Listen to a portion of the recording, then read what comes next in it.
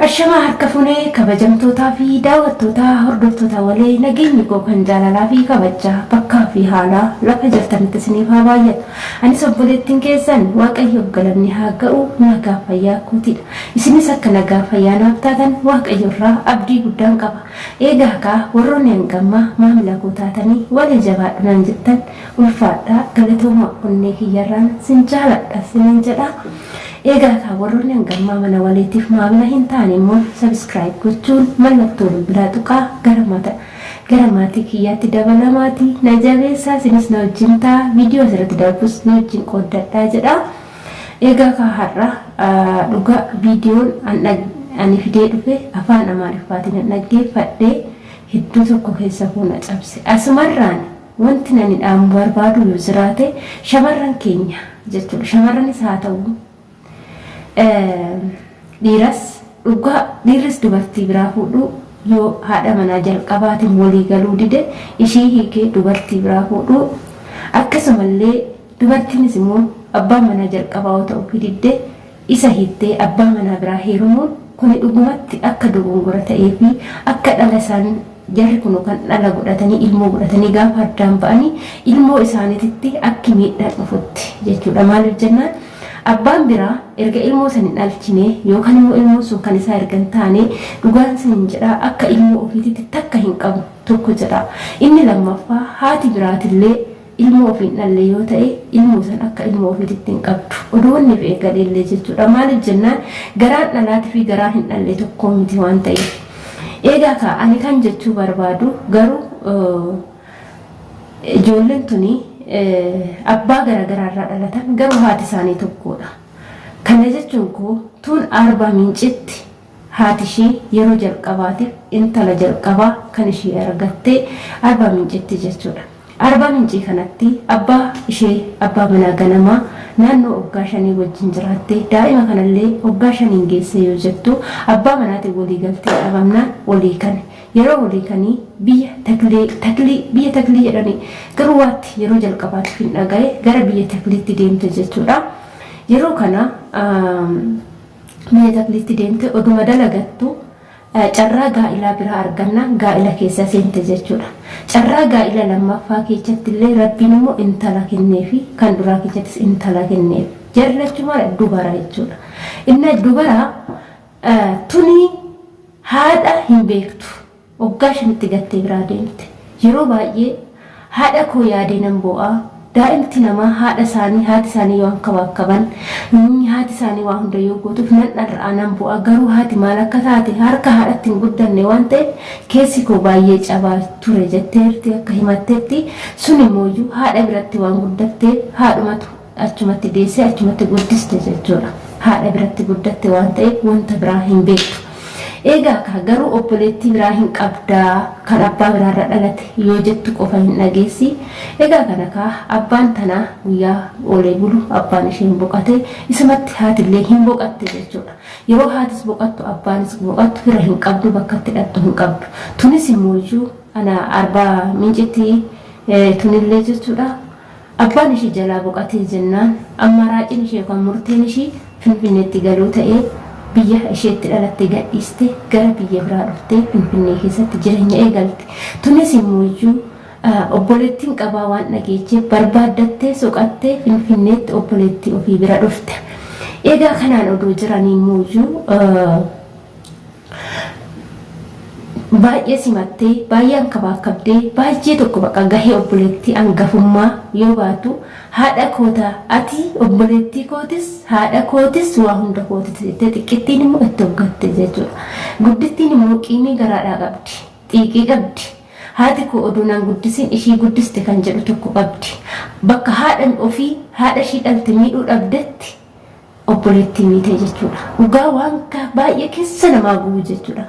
Gara jabummaa kana hunda raawwachuun baay'ee ulfaata dhugaa dubbachuudhaaf eegaa ka obboleetti ishii kana maal gooti uffata gaarii bittee westeertii suni intala safu qabeetti fi nama baadiyyaatti dhalate ijoollee namni baadiyyaatti dhalate haala uffannaa aadaa ofiitillee hin jijjiiru abbaa fedhe ta'e shamarris akkuma argite hin taatu intalli tun Finfinnee gaafa dhuftu nama gurdii uffatee dhufeedha surree akkatti uffatanii beektu gaafa surree kennituufi akkamittan surree uffadhaa ani shamara ta'ee jettee gaafina gaafattee jetteerti eegaa kaa jennaan ati ganaareef dhalachaa jirtamoo akkami jetteeni surree sitti keessee jijjiirte biitik fiizikaala ishee jijjiirtee baqqaa mucayyoo tana sitti tole nyaatallee nyaata ishiin argitee nyaattee hin beekne kan ijaan qofa argitu wantoota gosoolee foon jedhame hunda nyaachiste foon jechuun dhugaa rabbiifu baqqaa mucayyoon tun immoo baay'eetti gammaddee yeroo kana obboleetti ishii faana gammachuun jiraatti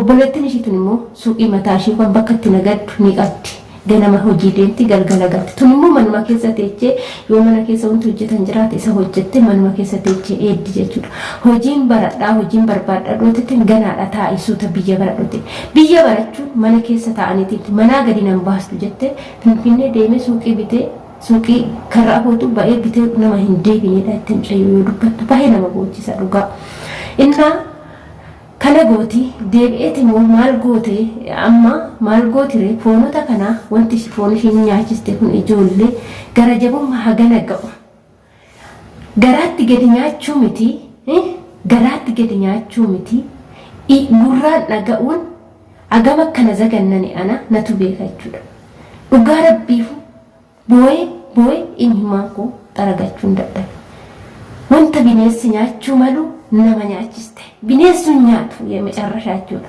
wanti ishii nyaachiste maal seetan obboleettii ofii maal nyaachiste jettanii madaaltu dhugaa baay'ee tokko waan baqqaa keessa namaa jireenya ilmi namaa akka jiru ofii jibbu kan nama taasisu jechuudha kana jechuun foon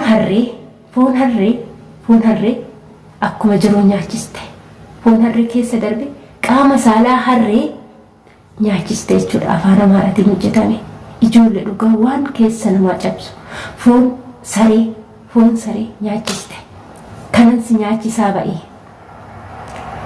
maaliif bakkan haadha koo miidhuu dadhabee si miidhuun barbaada bakkan haadha koo ijaan argee hin miine si miidha jettee obboleettii kana nyaachiste mee ijoollee gaafa gurraan dhageecha maaltu isinitti dhaga'a garamitti deemaa jirra isa bichaa miti mucayyoon tuni dhiiga fincoofsisa obboleettidha yaa obboleettii koo waan an ta'e hin beeku dhiiga na fincoofsisa gaafa jettuuni aadii ni fayyiteetti waan goote beekti ookaan mana yaalaa si geessan jettuun ka maaliif jennaan ofishiitti akkas goofte ka maal goote ani maalum beeka mataatti jedhu xunqaa'ii jedhame kanaayyuu hin beeku obbo yeroo jalqa maaliif nan dhagaye malee hin beeku akkamta akka kana godhan innaa sittan xonoqqolee sittan matatee maalidha ijoollee matatii xonoqqoliin kun yaa dhala nama yaa waaqayyo ati hunda dandeessa likiskisa lafarra jiru kana mee mootummaa keetiin koottu xaragi humna keetiin xaragi innaa sitti xonoqqolee tanan akka ati dhiiga fincooftu akka idimee kee tasaqaayyoftu akka tasaqaayyoftee ijaan si arguufan kana si godhee jette obboleettiitti dubbatte ijoollee dhugaa dubbachuudhaaf bara akkamii keessa jirra yeroo akkamii keessa jirra nama moo waaqa moo maaltu jijjiirra waan hedduu garaa nama bakka kee erga koodee kana goote erga obboleettiin haga kana hunda yakka agana ga'u hunda akkati idimee kee dhiiga fincooftu si godhe jettee kana hunda gootu gara jabummaan mee viidiyoo kana deebi'ee እያበላሽ ስጋ ያልሽ የምትከቺው ያ እያበለሽ ነው ስጋም አይደለም ብልቱ ነው ያበላሻል ምንድነው ቀይ ነገርም እየሸናሽ ነው ደም ነው ትሸናለች ደም ለምደነው አለኛ ደም ነው ትሸና አለ በተለያየ ነገር ያስደረኳት ደም ነው የምትሸናው። ሲጀመር ደም ለመድኃኒት ጋር እየሰጣት ጦንቃይ ምን አይደለው ጦንቃይ ሰጣት።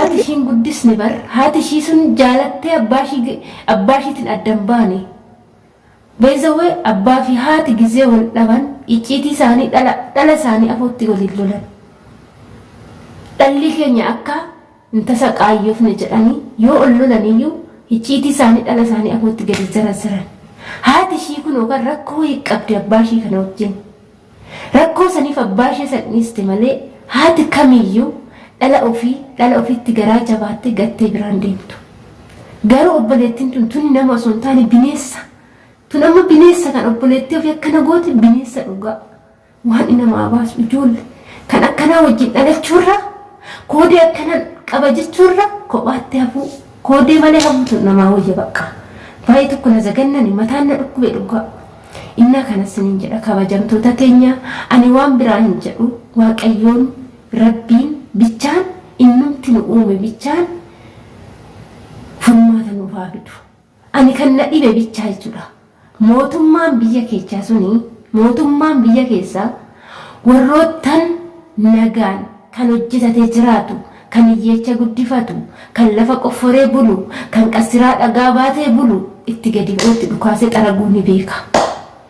Garuu wanjaloota hagana gagga'u kun gaafa warroonni yuutuubaroota gadi yaasan kana maaliif xaraguu didanurraa? Isoota isaan miskiinota gafitu kanniin maafinne silaa kunoo filafiti godheen jira raawwadheen jira jedhanii ofii isaaniitti fuun ragaa ofitti ba'aa jiru saniin boodatti mana hidhaa hingeechaa guyyaa lamiin bulchaa guyyaa sadaffaa hin baasa. Maaf hin xaranne kannii? Maaf hin adamne kannii? Maaliif miskiinota fixa? Maaliif miskiinota iyyeecha dhagaa baatee iyyeecha ofii guddifatu?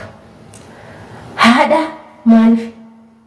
haadha iyyeecha kooti dhala koon guddifadha jettee galgala ganama xaartu maaliif dhala malee hambisa? Maaliif dhala haadha malee hambisa? Kanniin maaliif hin xaranne? Kanniin maaliif hin qulqulleessine? Kan hamaa agana gagga'u baatanii biyya keenya keessa jiran san maaliif hin xaranne nu keessa? Edaa Itoophiyaan kana hunda qoshaashaa kosii kan hunda baattee jiraatti edha. Aga haati ilmoo ija baafattee too jaamaa gootee karaarra teechee kadhachiiftu haga haati ilmoo kulaalitii baastee maallaqatti jijjiirtu aga obboleecha irratti hamaa yaadu aga bakka aga mooyyuu haati biddeenaa qabeenyaa jettee abbaa fi ilmoo irratti ajjeestee qabeenyatti haftu aga moo uummanni Itoophiyaa harree qalee saree qalee uummata antuuta qalee uummata kana hunda nyaachisu kana hunda baatte qoshaasha kan hunda baatte jiraatti suuraa biyyi keenya. Dhugaa wanni biyya keenya keessatti gadi na'u ani warroonni intarvii kun ani beeku jechuudha. Wantan ijoollee isinis akkuma kiyyaati wanti argaa jirtan kun maali jettaniitu bakka waan gootan dhabdanii gaafii guguddaa namatti uumaa kun. Gaafii guguddaa namatti uuma. Rabbi bicha nagaa haa buusu malee jechuudha.